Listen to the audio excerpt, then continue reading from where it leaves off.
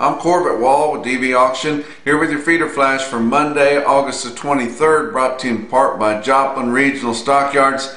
Just an average run around 4,500 head for this regular Monday feeder cattle auction. I got a couple of dates you need to put on your calendar that's coming up here before too long. They got a special cow and bull sale, an afternoon special cow and bull sale on Wednesday, September the 1st. That'll be starting at 4:30. They always have a bunch of dispersals and really nice selection on there. And if you want to get your cows or bulls on there, you need to get in touch with your field rep there, and there's plenty of time to get those consigned. Also, they got a primetime livestock video, one just held there at the barn, but that's going to be on September the 2nd on a Thursday. So if you've got cattle to sell off the farm there, you can get on that video coming up here in just a couple of weeks. Move the chains, and I know football's coming up, so we're going to be talking about moving the chains here before too long, but I'm talking about your harvest of cattle, and we had a pretty decent slaughter last week, 665,000, and that was 29,000 more than the previous week and 14,000 more than the same week a year ago. With help from a 70,000 head Saturday, and I wouldn't be surprised if it doesn't come out bigger than that. I know here around Amarillo, I saw fat trucks that were moving cattle pretty deep in the day on Saturday, and you don't see that very often. And you know, other people seeing that kind of thing too. So that 70,000, that was an estimate, but I wouldn't be surprised if they don't adjust that even heavier. But these packers, they've got these box beef cutout values up there so high again that they're making big money, and the only way to reap that is they've got to kill more cattle. And so we need to keep them moving through those. And guys, they're getting aggressive for cattle. They're scrambling for cattle. You know, I told you late last week that we were on the doorstep of 130. Over the weekend, I heard a reliable source say that indeed some cattle did sell direct up in Nebraska at 130. Was to a regional, but it happened. So that's what we need to be thinking about for this week, is at least 130. You know, in the northern plains, but you get it in the southern plains, and we're at least $5 back. It's just such a big disparity between what cattle are bringing in the north and what they're bringing in the south. They've gotten used to those obese, higher grading, heavier cattle, and they still want those. You know, feed's getting higher, and guys are wanting to sell them at a more efficient type of a weight, and not those cattle don't grade as well. Well, you know, they want those bigger, better, fatter, blacker, more square-made cattle that they have in the northern plains, and they're going after them. Plus, the northern feedlot areas are just so much tighter on their market-ready supplies than they are in the south. I mean, the southern feedlots are kind of swelling at the seams because they're still really full. But we're going to be working through those, and as we gain $1 or $2 in the north, we need to keep at least try to keep that within $5 in the south to keep moving cattle through the system there. But you know, I want to talk a little bit about some news that came out last week, and you know, your NCBA, you know, has got so many of your producers really frustrated. You know, they've got the biggest control of the checkoff dollars. They say it's two different things. Well, you know, it's 60 to 70% of their budget. So that they've got the control of that money, and they don't represent the cattle industry. They're not fighting for the cattle industry. They've got way too much intrusion from the packers in there. You know, and now they've made some packers mad because they're not doing enough of it. But you know, you need to pick one. Quit riding the fence here. Are you going to support the cattle people, or support the wealthy corporates that are making, you know, billions and billions of dollars in the biggest quarters that they've ever seen in the history of beef packing? But you know, we were promised by the administration here in Washington that they were going to do something about the product of the USA label. And so, you know, and we've seen RCAF, you know, pushing for that. They're still talking about country of origin labeling. But if we can just get them to enforce product of USA, on the label, you know, that would go, you know, 9/10 of the way of getting what we really want on there. And so, you know, that's something that we've been promised that they're going to look into, and they're going to fix that. And likely, you know, that some of this product that they're bringing from South America and different places, and it could be mostly water buffalo, we're not sure, but every time beef gets high, they bring in a bunch of that crap. A lot of it comes from Brazil, because we've got 2 Brazilian packers that are half of our big 4. And they bring that stuff in. It's over here for a day or so. They repackage it or something like that, and then they call it product of the USA. Well, that misleads our consumers.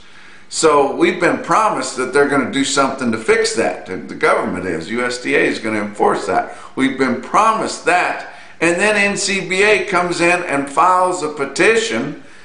You know, and then they kind of made you think they were coming right along with that, saying that product USA may no longer serve its purpose. But then they come in and say that they want to change it to processed in the USA, to make the same damn thing that we've been doing, status quo, more acceptable.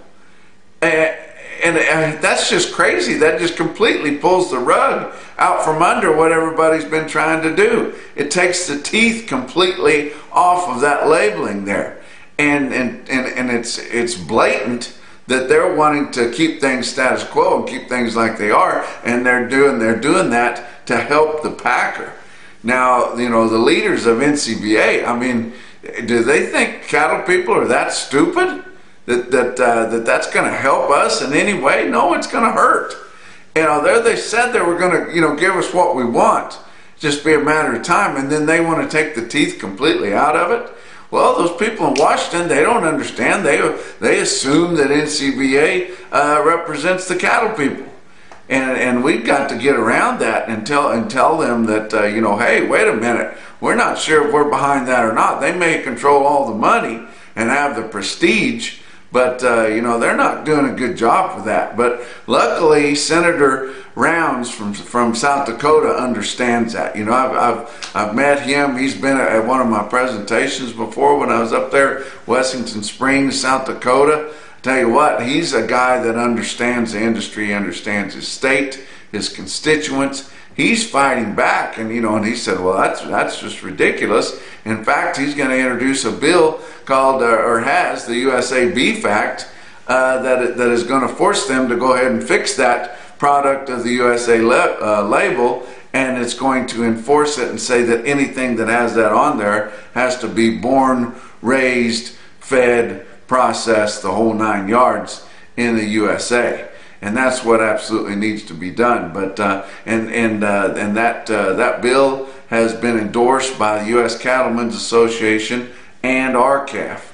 And we've got to get some of those sharper minds out front there, because it's just unbelievable. You know, they're fighting back against who they're supposed to be representing, and it's unbelievable. And maybe they think that the cattle people are that stupid that they're not going to notice it.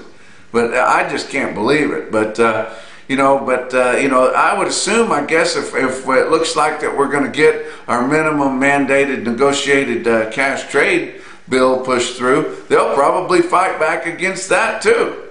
You know, it looks like we're going to get something done about that. Everybody says, oh, that's not going to work, or we don't want government involvement. Really? Come on. You know, the government's involved in everything. We've got to get a level playing field out here, and I think we can get that mandated minimum negotiated cash trade bill introduced at some level and passed through. We've got bills out there that's already for that, but we've got to form a hybrid between those two, between Deb Fisher's bill and Chuck Grassie's bill, to be able to get it pushed through. Now, God love them, RCAF, they always swing for the fences, you know, and they're still wanting the 50%, which would be great, but it's not feasible. And even Chuck Grassie's group has admitted to that. And you know, I've been on conference calls with his staffers, and they're saying we just don't have the votes for that. So they're going to have to get together with the Deb Fisher's group and form a hybrid, and we just got to get some level of minimum negotiated cash trade pushed through, and leave it where you can adjust it, where we can dial it up, as we move forward. But we got to get something. But let's talk about your cattle on feed report, which kind of snuck up on us. It was as early as you can have a cattle on feed report in the month, and kind of snuck up on us, but fairly neutral, maybe even tweaked a little bit to the bullish side. So it was good. It's not going to hurt us at all, definitely. But your inventories for August 1st were 98.1% of a year ago, and the average guess was 98.2, so that's fine. Placements were a little bit bullish, 91.9% of a year ago, and the average guess was 93. And marketings fell a little bit short. We were expecting 95.4% of a year ago, and the average guess was, we ended up getting 95.4, and the average guess was 96.4. So we fell a little bit short there. Placements were a little bit lighter than what we thought. So I would say it's fully neutral, and if you had to push one way or the other, it could be a little bullish, because the placement's always the number that they don't have the best grasp on. So that's pretty good. But I want to talk to you about the board. Let's talk about August live cattle futures. Through the week, Monday was up 77, Tuesday down 22, Wednesday was up 72, Thursday back down 62, Friday up 87 cents. And we saw your August live cattle in the week at 124.27, up $1.52 for the week. October ended the week at 129.05 on live cattle. That was up 93 cents for the week, and still look off the best. Always, April's always the best, and it's still sitting up there at almost 141. So as we struggle to try to get 130, that 141 out there looks pretty handsome. How about feeder cattle futures? Your August feeder cattle, Monday was down 85, Tuesday down 62, but Wednesday turned around back up 227, Thursday down 57, and Friday finished strong, up 75 cents, with corn being down on the session on Friday, and ended up the week down 36 cents, closing at $5.37 a bushel. So, as they're starting to tweak and nip around the edges of this corn, we're finding out that it's better than what we thought. These new hybrids are pretty drought resistant, and I tell you what, we had corn down here in Texas, which I know doesn't grow enough corn to really amount to anything, but it looks awful good. It looks as good as a lot of Midwestern corn does sometimes, because we've had rain. But August feeder cattle ended the week at 159.02. That was up 97 cents for the week. September up 243 for the week, ending at 165.50. Your fat cattle trade through Thursday, 76,000. So that was a better movement than what we had the previous week, and we had just a few more cattle sell on Friday. They might find a few more that we didn't get confirmed, and get it close to 80,000 for the week's movement, and that's about as good as we ever get these days. But your live sales of steers and heifers through the week last week, or up to Thursday, ranged from 121 to 129.50, and then your weighted average price on live steers was 125.48, and that was more than $2.50 higher. So we gained a lot of ground on live. We didn't the previous week, and we had gained a lot of ground the previous week on dress sales. Didn't gain all that much this week, with sales of dressed steers and heifers 197 to 205. Weighted average on dressed steers 201.07. That was up almost $1 for the week, which is good gain, but we needed to catch up on the live end. Friday's trade, Iowa had about 1,000 head confirmed, short of 26,000 for the week. But live sales in Iowa on Friday, 127, so that's right in there. And dress sales, 204 to 205, which could raise that weighted average just a little bit. Nebraska didn't have any trade on Friday, but they had 35,300 head through the week through Thursday. Kansas just had a couple of loads, about 10,500 for the week's haul. And how we're going to get relieve any of that pen space there in Kansas. We're not selling, more than 10,500 head of cattle in all those feedlots they got in Kansas. Ridiculous. But few sales at 122 live, and that's the market in the Southern Plains, Texas had about 400 head on Friday, 5,800 for the week. Live sales at 122. Let's talk about box beef cutout values. I told you how much higher they've been. They just gain in hunks, guys. It'd be something if we could gain some ground in your fat cattle market. We gained less than $1 on a weighted average on dress sales of steers and heifers.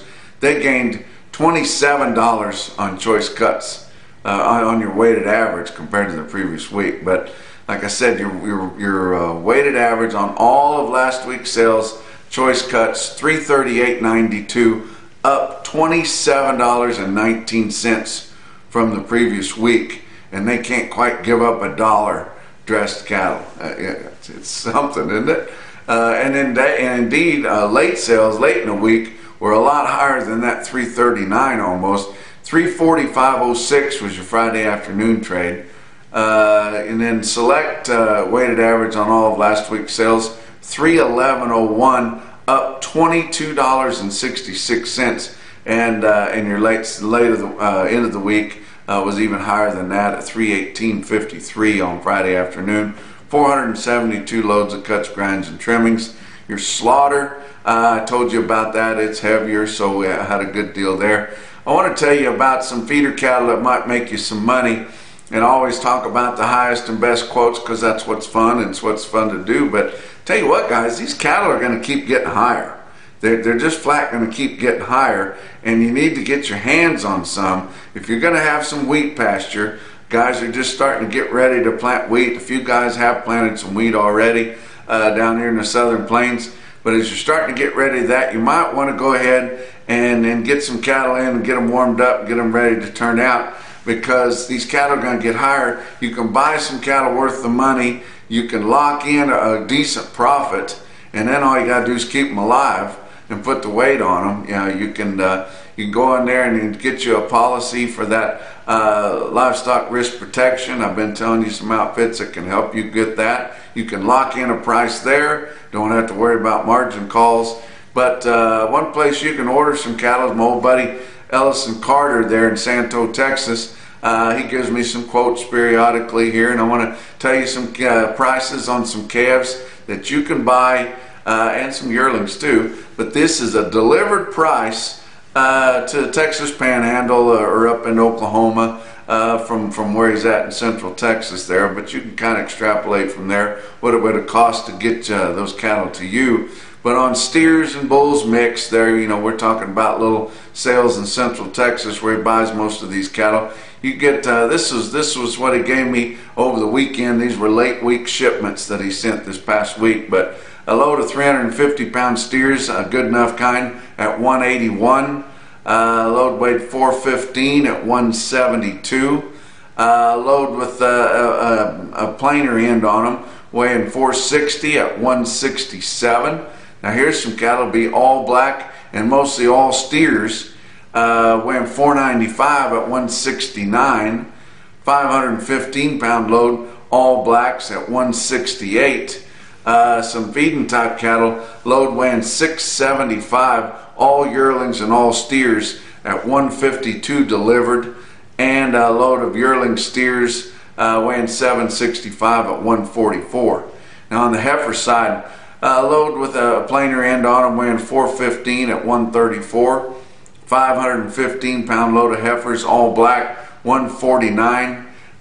Some plain heifers, if you don't want to spend much money, you just want something to put some weight on, but they'll still feed and they'll still eat. A planer end of heifers weighing 565 delivered to your place for 119. That sounds kind of worth the money.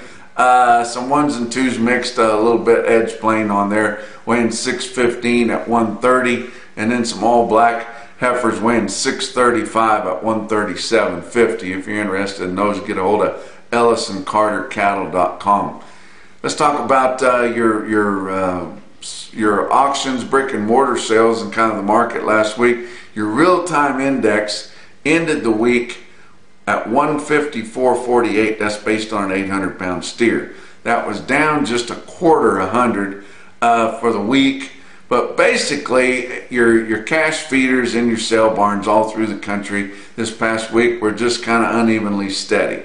Now we did see the average price tweak down a little bit, and we saw some lower trends around. But basically, it's because most of your better big consignments of yearling feeder steers and heifers have already been sold. So now we're getting to some plainer cattle, some cleanup deals, some deals that aren't quite in square loads, on the outside of some specials that we see around. So that has more to do with it coming off the edge. We're getting some big calves in there that are getting into your index weights, and that's pulling the price down just a little bit. But sure enough, calf prices in your sale barns last week were $2 to $5 lower. Why? It's hot.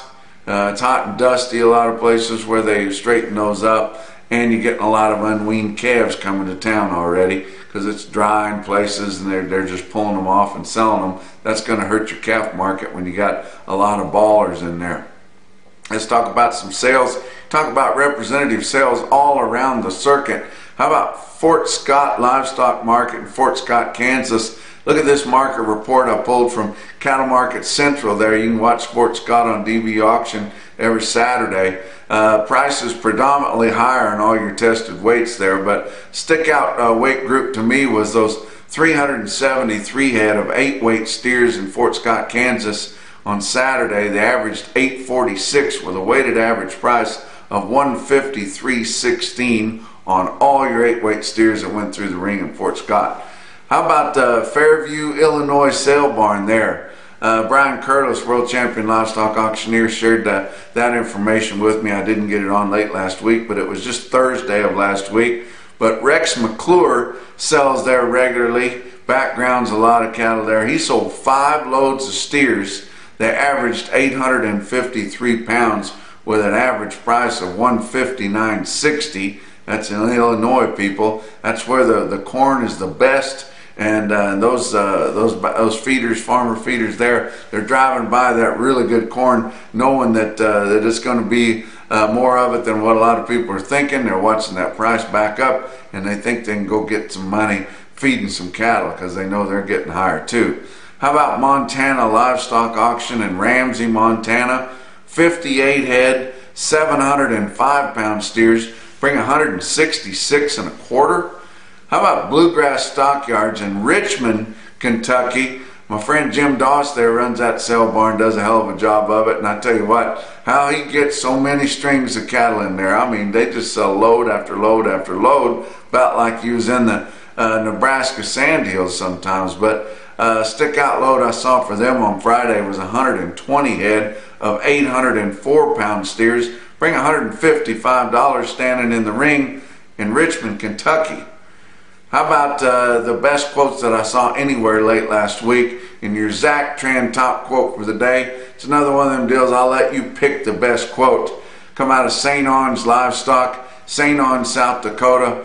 My buddy Justin Tupper there, he's the champion of the cattle man. Went to that Senate Ag Committee hearing and knocked it out of the park. But I told you he advertised with us last week because he had some little pee-wee calves. They got along really good with him. Sold 101 head of 341-pound pee-wee steers at $237.50, but that wasn't even a load of them. That was only about 34,000 pounds, so they needed to add to them.